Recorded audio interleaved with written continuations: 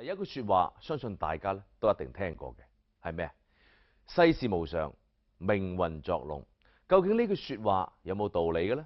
嗱，大家見仁見智。但係我哋今日節目當中嘅呢個女仔就係因為20蚊冇咗條命，到底咩回事？睇下你就知㗎啦。時間翻到去3個月前嘅一日，對於7歲嘅璇璇嚟講，呢一日係最黑暗嘅一日。呢日中午，佢同9歲嘅表姐貝貝俾一個陌生嘅男人帶到佢離佢屋企僅有100米嘅廢棄樓裏頭。5分鐘之後，璇璇神色慌張，驚恐萬分咁往屋企嗰度跑翻去。一個群眾啊，向我們報警，說一個小孩在一個廢棄的樓上摔死了。出事嘅正係9歲嘅貝貝。案發喺一棟廢棄樓裏頭，呢棟樓有6層高。每個樓層都有2個單元，院裏頭生滿晒雜草。貝貝係意外墮樓定係俾人殺害嘅呢？我們通過對現場啊進行了解，發現呢這個死者是從樓上高墜下來死亡。為咗查清楚貝貝嘅死因，警方兵分兩路，一組咧就去到廢棄樓內尋找蛛絲馬跡，而另一組咧就趕赴醫院了解情況。通過那個法醫啊對死者的屍表進行檢驗。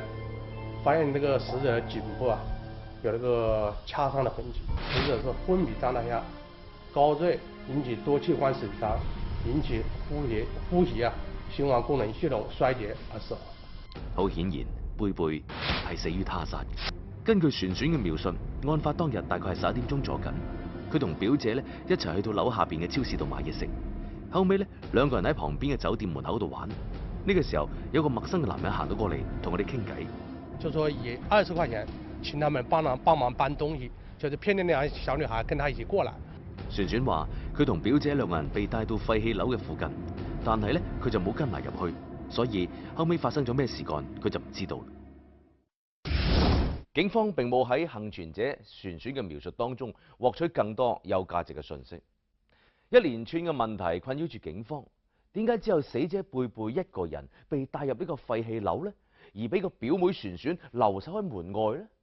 死者被帶入廢棄樓之後，又遭遇到乜嘢呢？而兇手點解又會對一個年僅9歲嘅細路女落咁嘅毒手呢？調查一個，首先他們在外面是否跟人發生過矛盾關係，經濟上啊、情感上啊，或者是其他的糾紛上面啊，有沒有產生這些矛盾關係？但係從警方對親屬以及鄰居走訪調查嘅情況嚟睇，汪志一家4口人，大仔上高中，個女貝貝讀小學，老婆咧體弱多病，為咗生計，佢長年在外打工，年幼個女同多病嘅老婆就靠住年過6旬嘅媽媽照顧。日子雖然有啲清苦，但係咧都從來冇問過鄰居借過一針一線嘅。由於經濟原因惹禍上身嘅可能性並唔大，而仇殺嘅可能性咧亦都比較少。咁到底所為何事呢？呢個時候，警方有咗個大膽嘅猜測。我們懷疑是不是對這個女的，這個小女孩實行一種性侵，對她進行殺害。從貝貝嘅墮樓點嚟睇，佢係從廢棄樓嘅1單元度跌落嚟嘅。1單元總共有6層，每層3戶，加上頂樓，總共有19戶。從方位嚟睇，貝貝從任意一戶跌落嚟都好有可能。把這個1至6層。基本上每個房間都進行了現場勘查，然後在4層，很明顯的在4層室內啊，有一些逗留啊、死者其他人的足跡痕跡。唔通係犯罪嫌疑人將貝貝帶到4樓，對佢性侵不成，然之後拱佢落樓嘅？璇璇係案發時候嘅唯一目擊者，辦案民警希望可以從佢身上獲取更加多嘅信息。但係每次問到璇璇點解冇跟埋個表姐貝貝一齊入一間廢棄樓嗰陣，佢總係避而不答。其次，璇璇留守嘅地方咧，距離案發現場咧只有100零米嘅距離，而案發喺4樓，樓上面發生咩事，佢冇可能聽唔到嘅。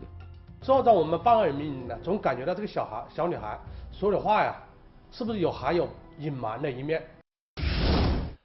有所隱瞞，會唔會係璇璇睇到啲或者聽到啲乜嘢呢？嗱，喺警方同家人多次開導底下，璇璇終於講出咗案發時候嘅狀況。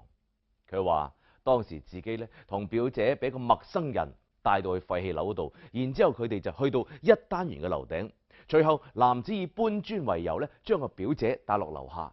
落樓唔到2分鐘啫，佢就聽到表姐嗌救命。當時就覺得好驚，馬上落樓逃走。咁旋轉講嘅係咪真嘅咧？佢當時點解要講大話呢？他說一個怕他的家人，大人呢責罵他，說他說怎麼這麼想錢，是吧？別人給了錢呢，他就願意跟他一起去，所以基於這一點，他就跟我們把這個後面的情況就隱瞞。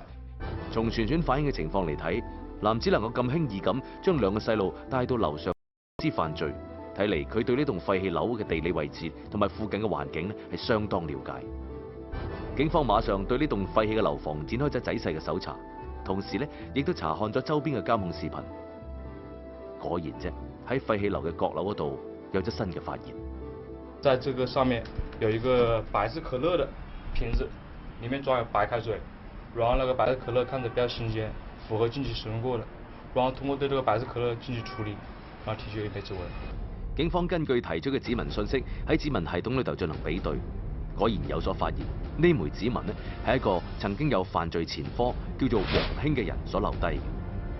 而呢個時候，視頻組亦都傳嚟咗消息，獲取了一段視頻，就這個嫌疑人呢，就帶着這2個小孩，就往那個案發現場走。這個嫌疑人呢，上身穿一個這個短袖的襯衫之類的，下身呢穿一個七分褲啊，腳上穿一個那個白底的膠鞋。通過他的相片，當時在現場上作案當天呢，在視頻上發現的這個人身材、年齡是高度吻合。警方經過認真比對，確認喺廢棄樓閣樓留低指紋嘅黃興就係殺害貝貝嘅犯罪嫌疑人。隨後，警方得知到黃興喺老家逗留，馬上將其抓捕歸案。作案的時候所穿的一件這個七分褲和那個白底這個膠鞋，這在家裡面給搜查出來了。後來我們把他帶上車之後啊，他長嘆一聲，他說我曉得你們會來找我。黃興33歲，有犯罪前科嘅。據調查，犯罪嫌人黃興同貝貝嘅家人呢，大家唔識嘅，無冤無仇。黃興點解會將呢個素不相識、年僅9歲大嘅貝貝殘忍咁殺害呢？犯罪嫌人黃興究竟係一個點樣嘅人呢？點解佢要隱居喺廢棄樓裏頭呢？黃興出生喺一個小村莊裏頭。黃興嘅父母係當地出咗名嘅老實人，爸爸喺當地小學做老師，而且咧仲有啲名望添。媽媽就喺屋企務農。人品在我們村裏面是很好的一個品質的人。老兩口有2個細路，黃興係屋企嘅細仔。細個嗰陣，爸爸對佢管教咧特別嚴格嘅。初中畢業之後，進入咗青春期，黃興再亦都唔想受到父親嘅擺佈，佢並冇上高中，而係選擇咗輟學。第一份工作是跑3輪摩托車出租。跑3輪嘅工作，黃興做咗年幾，由於覺得賺錢少啊，佢就決定去大城市度望望啦。經熟人介紹，佢喺個加工廠度打工，冇幾耐，黃興迎嚟咗佢第一份嘅愛情。工廠裡面認識。2個人確定咗戀愛關係之後，就商量一齊翻到老家發展。經人介紹，黃興學起咗裝潢嘅手工藝。畢竟我出社會沒什麼手藝，學個手藝還是對自己肯定有好處的。喺家人嘅幫助底下，佢喺城區開咗一間裝潢店，專門做鋁合金、防盜網嘅生意。當時黃興呢仲幾勤奮嘅，業務亦都越做越多，經濟收入呢亦都相當可觀。做起來以後，看到自己做出來的成果，覺得自己很滿足。黃興嘅事業逐步走入正軌，有一定嘅積蓄之後，佢就同個老婆結咗婚。本以為就係咁樣可以安安穩穩咁過一世，只不過好景不長。正處事業上升期嘅黃興迷戀咗賭博。第一次去輸個幾千塊錢，心裡還是蠻心痛的，老是想把那個錢怎麼又把它弄回來，所以去一次輸一次，去一次輸一次，就這樣。冇幾耐啫，佢就將積蓄冚唪唥輸清光。由於想快啲翻老本，黃興亦都無心工作啦，爭落外邊啲債就越嚟越多。佢同佢個老婆嘅關係呢，亦都逐漸惡化。就是賭博以後嘛，後來錢輸完了，那個漏洞太大了，就是瞞不住了。被他發現了，又在外面请了几个人，把我打了一頓。更加令到佢崩潰嘅係，老婆揾嘅嗰班打手咧，仲侮辱咗佢。他叫了幾個人把我衣服全部脫光了，穿個三角褲，然後那個時候是開春的時候，很冷，還穿了棉袄，坐在旁邊，然後在我身上淋冷水。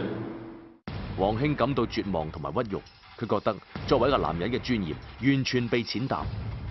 嗰件事情之後，佢老婆就向佢提出咗離婚。被虐事件成為黃興心口裏頭一道咧掂唔得摸唔到嘅傷口，亦都令到佢同個老婆嗰種緣分行到咗盡頭。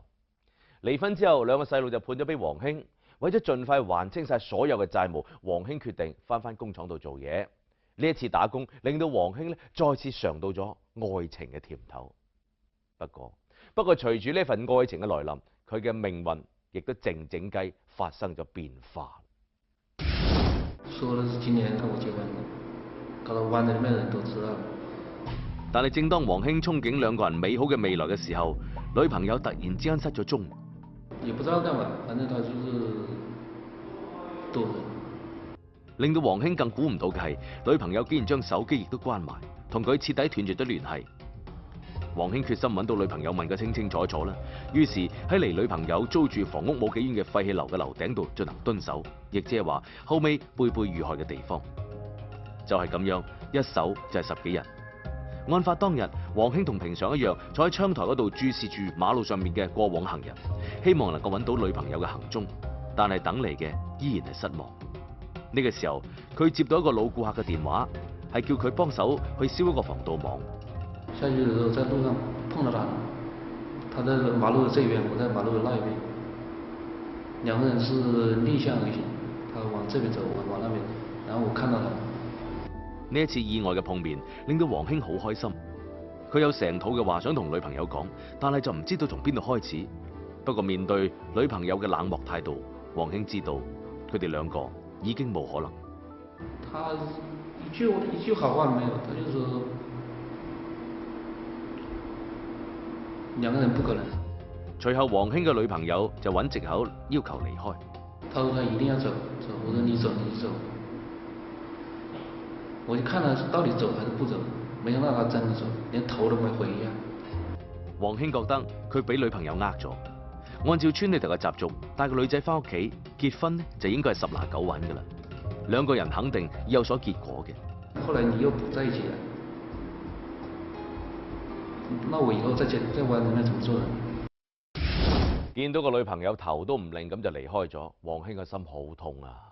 佢諗自己付出咗咁多，但係女朋友咧冇任何解釋，冇任何理由就同佢分手，咁就令到佢點都諗唔明啦。呢個女人點解可以咁絕情嘅呢？但係令到佢更加估唔到嘅係，就係呢一次同女朋友嘅碰面，令到佢同一個無辜嘅細路嘅命運有所交集。當時心裡面特不舒服，我也不知道在什麼地方去排解一下自己的那種苦衷，只有跑到小賣店買了2瓶白酒。黃興走到廢棄樓裏頭，獨自飲完咗2樽白酒，又將幾日前剩低落嚟嘅4瓶啤酒一口氣飲清光。飲完酒之後，黃興仲係唔甘心，於是就行咗落樓，期待同女朋友再次相遇。心裡面覺得很失落那種感覺。踎喺馬路邊食煙嘅黃興，突然之間見到賓館門前喺度玩緊嘅貝貝同埋旋旋，頓時心生惡念。我過去我就問他們，我說幫個忙，我給你們20塊錢。他們也沒說回答說可以，也沒說不可以，就跟着我走。隨後，黃興將貝貝同旋旋帶到樓頂。那其中一個人就是我叫他在上面站着，我說下面還有點東西。其實那個時候我是騙他們，只是想着下去。強姦那個事，後來他就跟我其中一個高一點的那個女孩子就跟我一起下去。將貝貝帶落4樓之後，黃興喺地下度執咗條繩。貝貝睇見眼前呢個男人攞住條繩，覺得唔妥，於是咧佢就想走翻落樓，點知道就俾黃興一手揪住，直接咁掹咗入房。那個被害者迅速地跑到這個倉庫，跑倉庫旁邊去叫，知道吧？大聲叫啊！啊这样叫，这个嫌疑人啊马上把绳子丢了以后啊，就赶到这个仓台旁边，正好两个人就是面对面以后呢，他就掐住这个贝貝的頸。廢棄樓背後係一個大型嘅公司，黃興擔心貝貝嘅叫聲會驚動咗周圍嘅人。對於手無縛雞之力嘅貝貝，佢做出咗更瘋狂嘅舉動。然後我往上提，我是想嚇唬他。後來沒想到失手，他就掉下去了。將貝貝推落去之後，黃興諗到咗旋轉仲喺樓頂，於是佢馬上上咗樓。等我追上去嘅時候，他已經跑下去2、3層。旋轉幸運咁逃出咗魔掌，佢只聽到表姐搏命嘅救命聲。翻屋企之後，極度恐慌嘅佢將呢件事話咗俾自己嘅媽媽汪蓮知道。然後直接就帶到那裡去了。帶到那裡去，我妹妹先在前面到樓上去找了，她到樓上去找，然後看到後面草地上，她在後面草地上躺着了。睇到咗瞓喺廢棄樓草地上面嘅貝貝，汪蓮就馬上走咗落樓，將佢抱在懷內。她抱在我懷裡，她還笑了幾聲，笑得很大聲，笑了幾聲。可能是那個時候她知道有親人到了身邊了，她心裡高興笑的。對於案發當日嘅種種罪行，黃興供認不諱。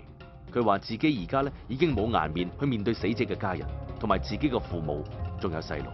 我最對不起的就是那個女孩子，就算她現在死了，我連她長什麼樣子我都不知道。其次的話，我對不起我自己兒子，對不起我自己的父母。本來我是有那麼好一個手藝。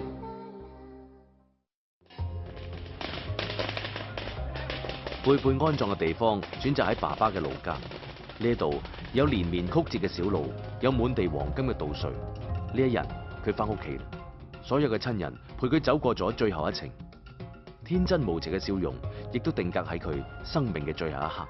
天堂裏頭冇痛苦，願貝貝一路走好。犯罪嫌疑人黃興因為迷戀賭博而導致妻離子散，老婆嘅羞辱、情人嘅離開，講到底始作俑者就係佢自己，黃興自己。但係佢又唔可以正確咁認識到自己嘅錯誤，反而捐咗牛角尖，變得好極端啦，好固執啦，同埋好自卑，甚至選擇比佢更加細小嘅無辜嘅生命去發泄你自己內心憤怒。佢嘅懦弱同埋無良，的確令到人不齒。另一方面，本案之中遇害嘅細路仔所暴露出嘅安全意識嘅淡薄，亦都值得我哋有所警惕啊！特別做家長嘅，應該引導小朋友點樣去拒絕呢啲誘惑，拒絕不法分子經常使用嘅手段。所以家長需要幫助小朋友建立一個防範嘅意識。嗱，我就認為對細路嘅教育唔單單係物質嘅滿足，只係知識嘅傳授，更重要嘅係培養一種對物質、對金錢嘅正確認識嘅觀念。好啦，本期節目講到呢度，我哋下期再見。